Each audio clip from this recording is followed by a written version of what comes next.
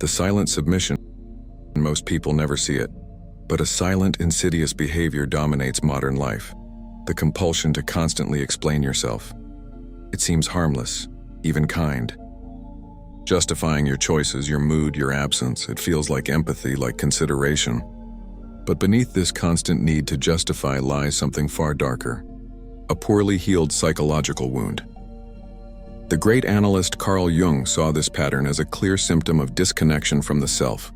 For him, this relentless attempt to convince others of who you are and why you act reveals self-neglect. The person who endlessly explains is desperately seeking something they never got: permission to exist. This behavior is born in the shadow of emotional invalidation. In contexts often familial, where a child's subjective truth is systematically disqualified. That's nonsense. You're exaggerating. There's no reason to feel that way. The internalized message is brutal. What I feel only has value if others understand, approve, or allow it. This belief becomes an invisible prison. The individual grows dependent on external understanding to affirm their own internal reality. When an adult compulsively explains, they are unconsciously trying to avoid abandonment, judgment, or rejection. They believe if others simply understand their reasons, the criticism, the distance, the rejection might be avoided. It is a desperate attempt to control others' perception to ensure emotional security. But the cost is devastating: your psychological autonomy. By focusing entirely on external validation, you neglect your internal authority. You no longer act because you believe in something. You act to justify your action against misunderstanding. You stop living for yourself and start living for others in an eternal theater, where the audience holds more power than the protagonist. Jung called this the central obstacle on the path to individuation, the process of becoming truly whole. And the truth is harsh. As long as there is a constant need to explain oneself, there is no inner freedom. Compulsive explanation is the most sophisticated form of submission. It's saying with every justification, I can only exist if you allow it. This is your invitation to dismantle this conditioning. A deep analysis of why so many live trapped in justification and what happens when they finally choose silence. When you stop explaining, something radically changes. The psyche, previously bent by external approval, rises with a new posture: internal authority. And this transforms absolutely everything. The wound of legitimacy. Behind the need to explain lies something far deeper than good manners or the desire to be understood. It is a psychic wound embedded at the core of identity. Jung understood this compulsion as a symptom, a reflection of the unconscious, belief that one's existence only has value when validated by others. This wound is often formed early, in environments where the child's subjectivity is constantly delegitimized. When a child expresses sadness and is called dramatic, when they show anger and are called disrespectful, when they reveal fear and receive disdain or irony, they internalize a dangerous message: what I feel is wrong. I can only trust the responses of others. The child develops a defense: explain to be safe. They learn that if they argue their feelings well, they might avoid punishment, ignorance, or ridicule. This pattern is carried into adulthood, justifying every emotion, decision, and attitude, as if a convincing argument were needed to earn the right to feel and to be. At the root of this wound is the loss of internal authority. The person no longer sees their experience as valid in itself. They depend on the external gaze to confirm whether what they live has legitimacy. This creates a psychological state of submission where self-esteem is built not from within, but from the reflection in the eyes of others. This dynamic is rarely conscious. Those trapped often don't realize they are constantly trying to convince others that their emotions are reasonable, their decisions logical, their behavior motivated. But behind every explanation there is a hidden fear, the fear of being rejected for simply being who they are. Jung asserted that confronting this inherited internal structure is essential.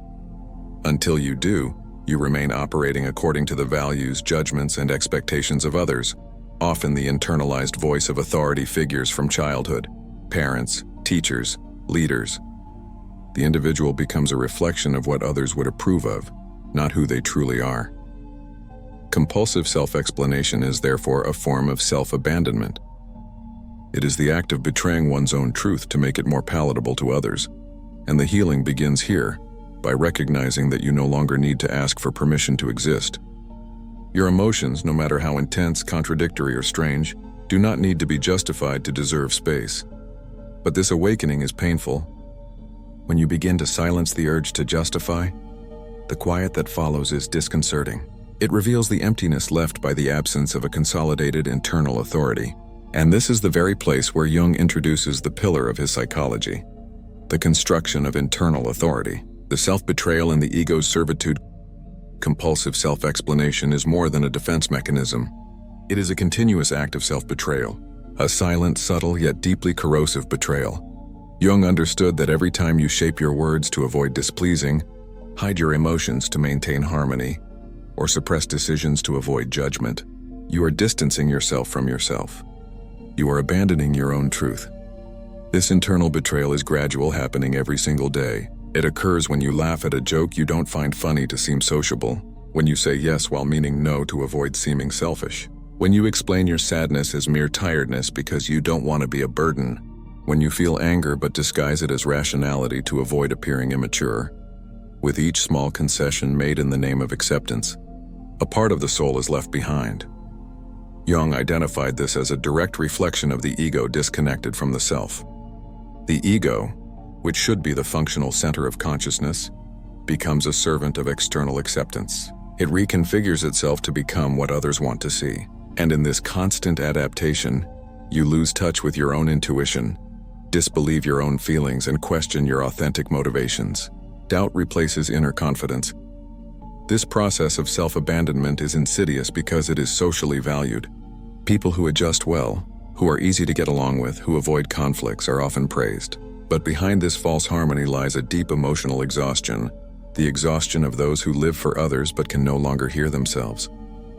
Jung asserted that this internal fragmentation is a main cause of neuroses, chronic anxiety, existential crises, feelings of emptiness. Why? Because the soul is screaming to be heard but has been silenced in the name of social adaptation. Whose life is it?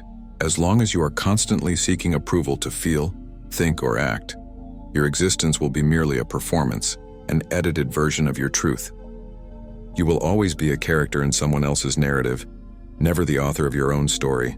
The only way to break this cycle is to reclaim internal authority, to develop the capacity to uphold your truth even when it is not understood, even when it causes discomfort, even when it challenges expectations. This is the beginning of true individuation, becoming whole even if it means disappointing others. The silence of sovereignty. For Carl Jung, true psychological freedom does not arise from social acceptance. It emerges from the development of internal authority. It is the moment you stop asking, "Will they understand what I feel?" and start asserting, "It doesn't matter if they understand. This is true for me." Internal authority is the opposite of compulsive self-explanation. It arises from the deep conviction that your truth does not need to be negotiated. The center of gravity of the psyche shifts. It moves from the periphery of external approval back to the center of the self. This transition requires immense courage. By ceasing to explain, you directly confront the fear of abandonment, the fear of judgment. Jung called this traversing the desert of inner solitude, the moment when you hold a no without guilt, when you change your mind without justification, when you end a conversation without explaining why, not out of arrogance, but simply because you owe nothing to anyone to exist. Developing this authority doesn't mean becoming insensitive. It means that you no longer beg for understanding. You offer your truth as a gift, not as a plea for acceptance. Communication ceases to be a performance and becomes an authentic expression. In practice, internal authority manifests in small gestures, silence in the face of provocation. The firmness of saying that does not resonate with me without needing to explain why. The ability to endure the discomfort of not being understood and still remain whole. This marks the break with the old conditioned self, the one that lives to please, and the birth of a new self. Rooted, autonomous, whole, but this new posture is unsettling to others. The silence that arises from internal authority often disturbs. People who previously benefited from your insecurity lose control. Manipulators feel threatened. Relationships based on power dynamics begin to crumble. That is why when you stop explaining yourself, everything changes. Silence. As a filter, silence, when it arises from integrity and not from omission, is one of the most transformative forces of the human psyche. Jung saw it not as an absence of response, but as a presence of authority. When you stop justifying yourself compulsively, you are deactivating an entire system of psychological control that fed on your insecurity. This silence is unsettling because those who expected you to bow, to explain, to correct yourself, interpret the absence of justification as rebellion. It is a silent revolution. I owe no explanations to be who I am. Manipulative people lose the game because emotional manipulation requires reactivity. But the secure silence, which comes from internal authority, is a stone wall. It does not respond, does not justify, does not dance to their music. It simply is. Relationships dependent on your submission begin to reveal themselves as fragile, one-sided, based on imbalance. When you stop explaining, you break the implicit pact of inferiority. You cease to beg for acceptance and begin to occupy the space of someone who already accepts themselves. Some people will distance themselves. This is not a failure. It is realignment. Your silence acts as a filter. It reveals who was there for genuine affinity and who was there because you were easy to control. Jung said individuation often requires ruptures. This distancing is not punishment. It is liberation. But be prepared. When you stop explaining, you will also have to deal with your own anxiety. The part of you that learned you needed to be understood to have value will resist. It will beg you to go back to justifying just this once. It is in these moments that silence becomes a spiritual exercise, a conscious act of remaining whole even in the face of discomfort. Silence is not just the absence of words. It is the affirmation of being, the refusal to put your identity on trial. And the more you sustain this silence, the more it transforms into a presence that emanates authority, that commands respect without raising its voice. Integrity and the magnetic field. There is something magnetic about a person who feels no need to explain themselves. It's psychological integrity, the state of someone who no longer negotiates their essence to fit external expectations. An integrated person doesn't beg to be understood. They communicate, they express, but they do not convince. Their words come from a solid center, not from a hidden lack. The world treats those who treat themselves with respect with more respect. Self-respect begins when you refuse to negotiate what is essential in you. Psychological integrity is coherence. It is the ability to maintain an internal line of truth, even when it feels uncomfortable. It's when you simply say, "This does not resonate with me," and that is enough. You don't need to present evidence or build elaborate arguments. This posture is revolutionary in a world where most live disconnected from themselves. Integrity is the art of being whole, of not fragmenting to please, of not hiding to avoid conflict. Jung knew that true transformation happens when you embody a new stance towards life. And that stance begins with the refusal to justify oneself, because every compulsive justification carries a camouflaged insecurity. Am I enough? The integrated person no longer asks this question. They know they are. The paradox. The less you seek approval, the more respect you evoke. Integrity has weight. It has density. It has presence. The less you explain yourself, the more you emanate a new energy, that of someone who is in control of themselves. This energy is unconsciously perceived by everyone.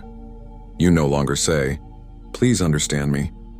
You emanate, "I know who I am, and I don't need your permission." The world begins to treat you as someone who does not negotiate. People start to listen to you differently. Relationships based on submission collapse. Silence changes your relationships because it communicates what you once begged for. It says, "I am not here to be shaped, I am here to be." And from there you attract a different kind of connection, deeper, more honest, and based on mutual respect. The journey requires presence. In moments of doubt, the impulse to explain will return. It will seem safer to please. It will seem easier to yield. It is in those moments that you must remember. Every time you silence an explanation, you reaffirm yourself. You consolidate your integrity. You take your place in the world. So now tell me in the comments, what is the explanation you repeat the most and that deep down, you already know you don't want to give anymore? Write it down. This is your turning point. If this message confronted or inspired you, like the video and share it with those who explain themselves too much. Subscribe to the channel for the next essential part of this journey.